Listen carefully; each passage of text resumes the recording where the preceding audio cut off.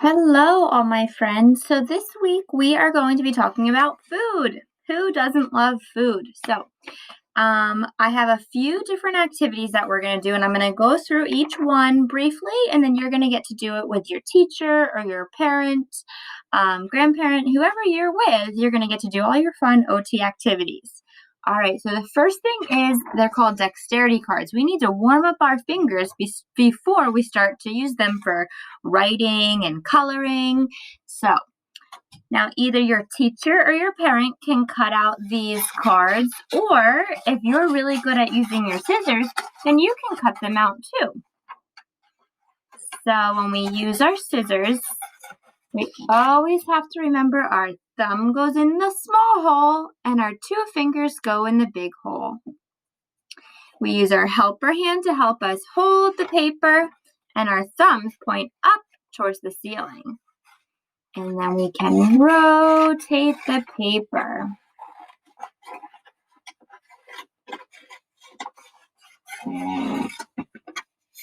All right, so depending on what your teacher or your parent gives you, there's going to be different food items on each strip.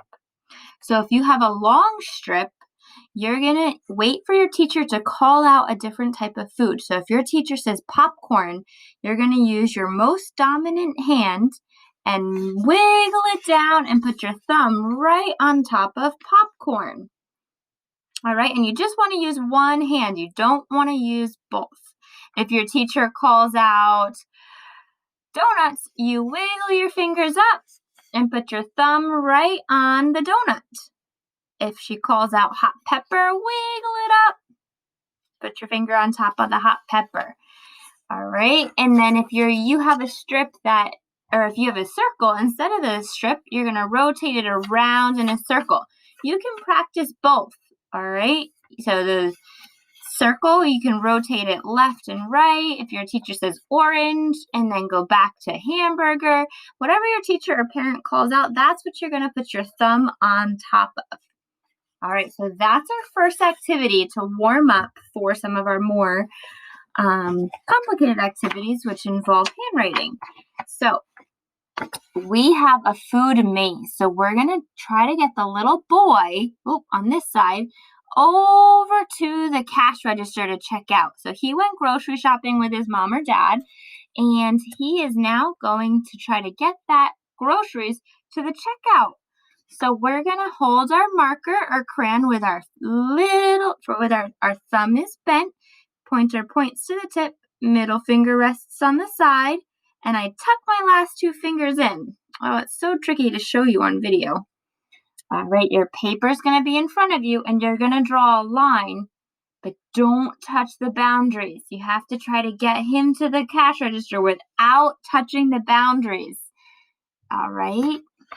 Now this little girl, she's taking a complicated route. Look at how she's going.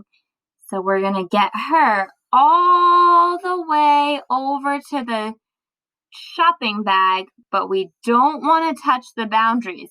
We're going to be moving our wrist and our fingers all around, okay? We don't want the movement to come from our elbow. We want to be moving our wrist and our fingers. Okay, next is this little girl. She's kind of going up and down all the way to check out at the checkout point. Oh my goodness, look at this little boy. Look at the path he has to take to get to the shopping bag. He's got to go through some curly cues. Oh, this is so tricky. We don't want to touch the boundaries. Stay inside and, he got to the shopping bag. All right, everybody, so that's one activity. And now for our other one. So this is fun. You're going to color in your watermelon and your different kinds of fruit. So I don't have a ton of different colors with me, so I'm going to let you choose whatever colors you want to color in we have a watermelon. We have a whole watermelon. This is just a watermelon slice. Whole watermelon, a strawberry, and a pineapple. So the first thing you're going to do is color in those fruits. And then the second part of that is you're going to draw little circles on the watermelon to make it look like it has seeds. Right? So watermelon is red, and they typically have black seeds. So I just did little circles for the watermelon seeds. Next, down here, on a watermelon that's green, sometimes you can see lines on them. So here, we're going to draw the lines on the watermelon. Going from left to right and drawing horizontal lines.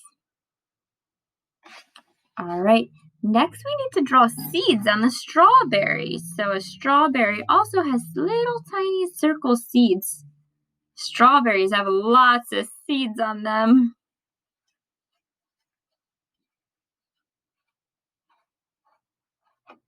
All right, and this pineapples have vertical lines. So we're going to go from top to bottom to draw the lines on the pineapple. Top to bottom. All right. So your fruit's going to look a little different than mine because it's going to be colored in, but you're still going to have all the circles, the horizontal and vertical lines. All right, that's our second activity.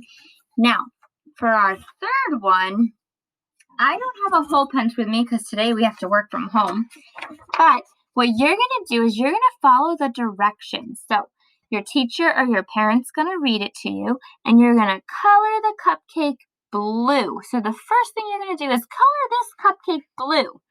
After you color it blue, you're going to use a hole punch to punch out 10 yellow dots, and those are going to be the sprinkles on your cupcake. And you're going to glue those sprinkles onto your cupcake. Over here we have a pizza.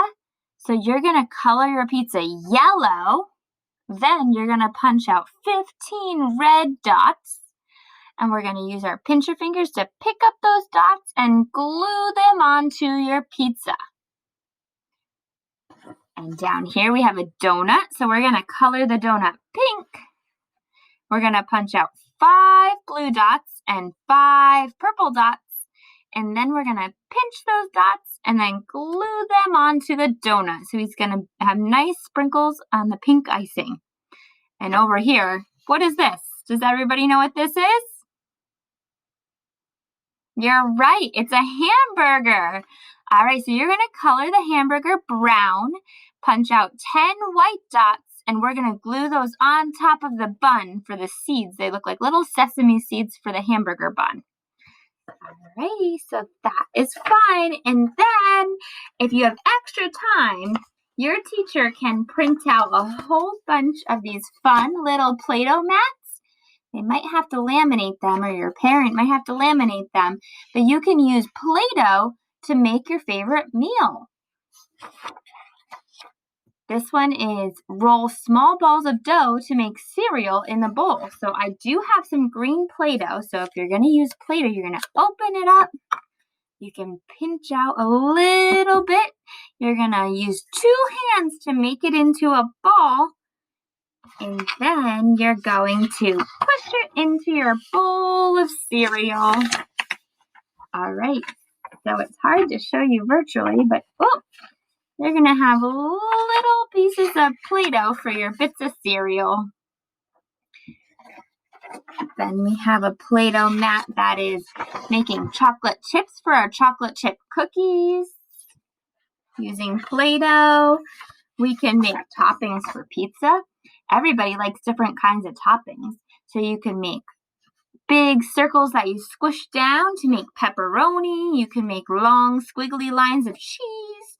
You could make mushrooms, peppers, onions, all types of different kinds of pizza toppings. And then this one is to make your favorite meal. Whatever you like to eat, you can use Play-Doh and make it for your favorite meal. And if you need some help making your favorite meal, I also have this one. So you would use one long piece to make a triangle and a circle piece for an ice cream cone, or a big long line to make into a circle with some chocolate chips for a cookie. You can make a hamburger or some popcorn. These are all fun little activities to do using Play-Doh. All right, everybody. I hope that you have a fun time with all of your different OT activities today. I know there's a lot, so take your time. You don't have to do them all at once, but I hope that you have fun. Talk to you soon. Bye.